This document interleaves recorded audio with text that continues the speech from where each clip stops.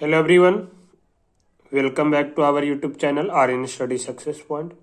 चले बच्चों का फिर से आज का वीडियो में आपका बहुत बहुत स्वागत है। स्टूडेंट्स, इस वीडियो में हम जो है चैप्टर 10 का थ्योरम नंबर 10.6 करेंगे, यानी कि सर्कल का थ्योरम 10.6 करेंगे।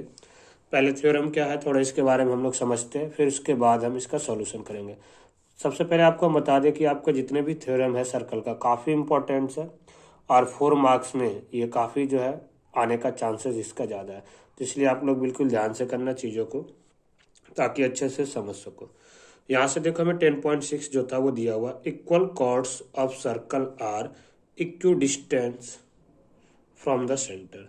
कहने का मतलब इसका ये हुआ कि एक सर्कल में दो कॉर्ड है, वो दोनों कैसा है आपस में इक्वल है, दोनों आपस में कैसा है इक्वल है। तो जब दो कॉर्ड आपस में इक्वल होगा ना तो वो सेंटर से भी इक्वल दूरी पे ही हो, मतलब वो सेंटर से दोनों बराबर दूरी पे ही हो, ऐसा हमें प्रूव करना है। ठीक है, ये ऐसा होता है लेकिन थ्योरम है, मतलब हमें प्रूव करके दिखाना है कि ऐसा होता है। तो सबसे पहले हम लोग क्या करेंगे स्टूडेंट्स, सबसे पहले क्या करेंगे एक सर्कल बनाएंगे। तो देखो सबसे पहले हम यहाँ पे एक सर्कल बना लिए इस तरीके से, ठीक है। और ये सर्कल बनाए और मान लेते हैं कि एक कॉर्ड ये था, दूसरा कॉर्ड ये है। इमेजिन करो ये दोनों इक्वल लेंथ में, A B and C D are two chords which are equal in length. ये दोनों जो कॉर्ड है वो कैसा है स्टूडेंट्स इक्वल है, लेंथ में कैसा इक्वल है। तो हमें प्रूव करके लाना है कि ये जो सेंटर ओ है ना उससे ये भी मान लो इक्वल दूरी पे है एक तरीके से, ठीक है। तो ये मान लेते हैं, यहाँ पे सी डी ले लिए तो इसको ई मान लिए और इस पॉइंट को क्या मान लेते हैं हम एफ। तो ये दोनों बराबर यानी कि ओ ई बराबर ओ एफ हो। इक्वल डिस्टेंस का मतलब यही हुआ ना, ये दोनों इक्वल डिस्टेंस पे होगा, ठीक है। तो ओ ई बराबर ओ एफ। देखो आपको थोड़ा लग रहा होगा सीधा लाइन, आप चाहो तो थोड़ा कॉर्ड ऐसे एक कॉर्ड ऐसे भी ले सकते थे, ठीक है। दोनों का इक्वल लेंथ होना चाहिए तो वो क्या होगा इक्वल डिस्टेंस पे ही होगा। अब देखो यहाँ से हम क्या करेंगे, कंस्ट्रक्शन से इस तरह से हम इसे ज्वाइन कर देंगे। किस लिए ज्वाइन किए, क्योंकि हमें अब O E equal to O F लाना है। तो उसके लिए हमें तो एक तो ट्रायंगल बनना चाहिए, वो भी ऐसा ट्रायंगल बनाए कि दोनों में ये आना चाहिए, एक ट्रायंगल में ओ ई और एक ट्रायंगल में ओ एफ। अब इस दोनों ट्रायंगल को कन्वर्जेंस कर देंगे, सीपीसीटी से आ जाएगा O E equal to O F. तो सबसे पहले हम यहाँ पे लिखेंगे गिवन। तो सबसे पहले आप लोग लिखोगे गिवन में क्या है, तो given a circle, given that इस तरह से लिखना है, या गिवन में a circle with centre O. एक सर्कल है जिसका सेंटर जो है वो क्या है ओ है, इन विच, जिसमें और क्या दिया हुआ है in which A B and C D are the chord of circle. ये दोनों क्या है कॉर्ड है सर्कल का, chords of circle such that, और कॉर्ड है और किस तरह से है सच डैट, इस तरह से है कि जो ए बी है ना वो इक्वल है किसका सी डी का। तो यहाँ से क्या है टू प्रूव, तो हमें प्रूव करके क्या लाना था ये बराबर दूरी पे हो, that means O E equal to O F. ये हमें प्रूव करके लाना है। आ रहा है स्टूडेंट समझ में हमें क्या गिवन है क्या प्रूव करके लाना है। यहाँ से हम कंस्ट्रक्शन से भी कुछ लिए थे बिल्कुल, तो हम क्या लिए थे वही यहाँ पे लिखेंगे कि कंस्ट्रक्शन से क्या लिए। तो कंस्ट्रक्शन से क्या लिए थे स्टूडेंट्स, कंस्ट्रक्शन से क्या किए थे ज्वाइन कर दिए थे, किसे join O A and O D, ठीक है यहाँ तक हो गया।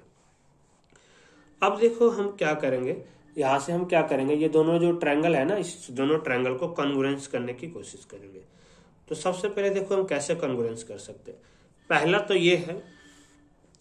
तो ये है कि आप लोग थ्योरम नंबर 10.1 पढ़े थे तो उसमें याद होगा कि कोई भी लाइन जो होता है कॉर्ड्स पे आता है ना, कोई भी एक लाइन जो कॉर्ड्स से जाता है तो परपेंडिकुलर होता है, मतलब ये भी 90 डिग्री का हो गया और ये भी 90 डिग्री का हो गया। साथ साथ में ओ ए, तो इस ट्रायंगल का ओ डी, दोनों रेडियस है सर्कल का, इसका ये तो इसका ये बराबर हो गया। तो एक तो ये एंगल, ये देखो राइट एंगल है और राइट एंगल के सामने ठीक ये हाइपोटेनस हो गया। अब एक साइड हमें लाना है, तो देखो हम इस ट्रायंगल में चले थे, थोड़ा सा ट्रायंगल को हम इस तरह से ये वाले हम बना के दिखाए थोड़ा आपको। तो हम इस ट्रायंगल में तो ओ एफ तो हमें लाना ही है, मतलब हम अब क्या लिख सकते हैं, अब हम सिर्फ डी एफ इक्वल टू ए ही लाएंगे। तो क्या डी एफ इक्वल टू ए ही होगा? तो बिल्कुल होगा। थोड़ा यहाँ से हम देखो, सबसे पहले हम लिखते हैं कैसे आएगा, हम यही लाएंगे। A B equal to C D है, ऐसा हमें गिवन है, ठीक है, ऐसा हमें दिया हुआ है। और हमें ये भी पता है कि जो लाइन होता है परपेंडिकुलर तो होता ही है, साथ साथ बाइसेक्ट करते हैं। यहाँ लिखेंगे वी नो डैट, या यूजिंग थ्योरम 10.1 ऐसे भी लिख देना, लेकिन हम यहाँ पे पूरा स्टेटमेंट लिखो तो ज़्यादा अच्छा रहेगा, ठीक है।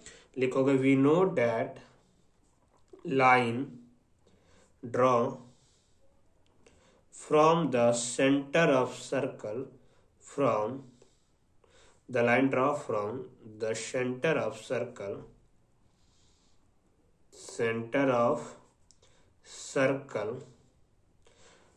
are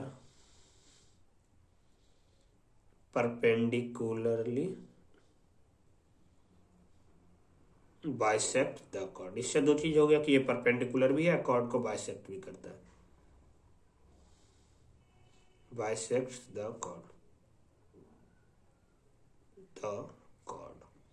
ठीक है।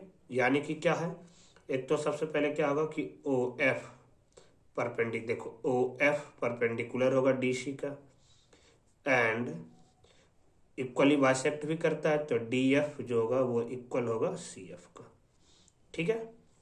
साथ साथ में ओ ई, इसी तरह से इधर इस कॉर्ड का ओ ई जो है वो परपेंडिकुलर होगा ए बी का, साथ साथ में ए ई जो है वो इक्वल होगा किसका, बी ई का, ठीक है। यहाँ तक आपको समझ में आ रहा है? अब ये बोलोगे सर आप ये क्यों लिखे, क्योंकि आप देखो हमें ए बी बराबर है सी डी का, तो हाफ ऑफ ए बी, इसको हम देखो यहाँ पे करेंगे, half of A B equal to होगा हाफ ऑफ सी डी का, हो सकता है। अब देखो ए बी का जो आधा है वो ए ई भी है और बी ई है, मतलब इसका आधा ए ई और इसका आधा डी एफ सी डी का, ये भी दोनों बराबर होगा, ठीक है। हम बी ई और सी एफ भी ले सकते हैं, लेकिन हमें ट्रायंगल में ये चाहिए, इसलिए क्या होगा ए ई इक्वल टू क्या होगा डी एफ, ठीक है। आगे समझ में, राइट एंगल कैसे आया वो भी समझ में आ रहा होगा, ये कैसे आएगा। बस अब हमें करना क्या है, ये दोनों ट्रायंगल को क्या करना है, कॉन्ग्रुएंस कर देना, ठीक है स्टूडेंट्स। ये देखो आपको शायद ऊपर ट्रायंगल नहीं दिख रहा होगा, हम दोबारा से ट्रायंगल यहाँ से ना हम डायग्राम यहाँ पे सर्कल जो है वो हम दोबारा से आपके लिए बना देते हैं, ठीक है। थोड़ा ये ऐसे लेना सर्कल, ठीक है। ये था इस तरह से ए बी सी डी, ये था ओ ई, और इस पॉइंट पे था एफ, इसको इस तरह से ज्वाइन कर दिए थे, ठीक है। अब डायग्राम आपको दिख रहा होगा। यहाँ से हम चलेंगे अब triangle O E A and triangle O F C में वी हैव, इस दोनों ट्रायंगल में चलेंगे स्टूडेंट्स, इस दोनों ट्रायंगल में चलेंगे तो सबसे पहले देखो क्या होगा, राइट एंगल, तो राइट एंगल क्या होगा, एंगल ओ ई ए, इस ट्रायंगल का ओ ई ए, इस ट्रायंगल का O F C equal to angle O F C. क्यों? क्योंकि each equal to 90 degree, each equal to 90 degree, ये हर एक जो है ये दोनों किसके बराबर है, 90 डिग्री का बराबर है, इसलिए ये दोनों क्या हुआ, इक्वल हुआ। आ रहा है समझ में यहां तक।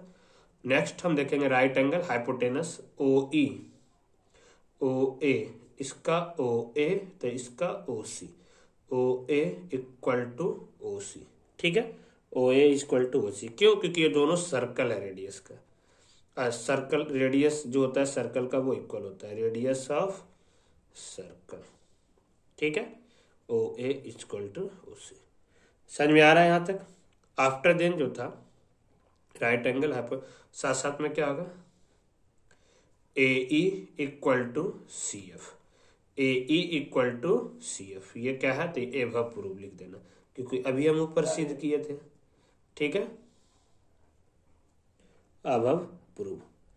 तो यहां से देखो क्या होगा, यहां से क्या होगा, देखो right angle hypotenuse side R H S, right angle hypotenuse कोएक्साइड, तो बाय आर एच एस, किससे, by R H S triangle O E A congruence होगा, किसका होगा, ट्रायंगल ओ एफ सी का, और इसीलिए देयरफॉर ओ ई जो होगा वो इक्वल होगा किसका स्टूडेंट्स, ओ एफ का। हैंस प्रूव्ड, प्रूव हो गया। हमें यही तो प्रूव करके लाना था कि ओ ई इक्वल हो किसका, ओ एफ का। तो आई होप कि आपको बिल्कुल अच्छे से समझ में आया होगा। तो कमेंट करके जरूर रिप्लाई करना कितना चीज़ों को आप लोग समझे हैं। तो फिर मिलते हैं स्टूडेंट्स नेक्स्ट क्लास में। जब तक आप लोग घर पे सेफ रहिए, सुरक्षित रहिए। जय हिंद।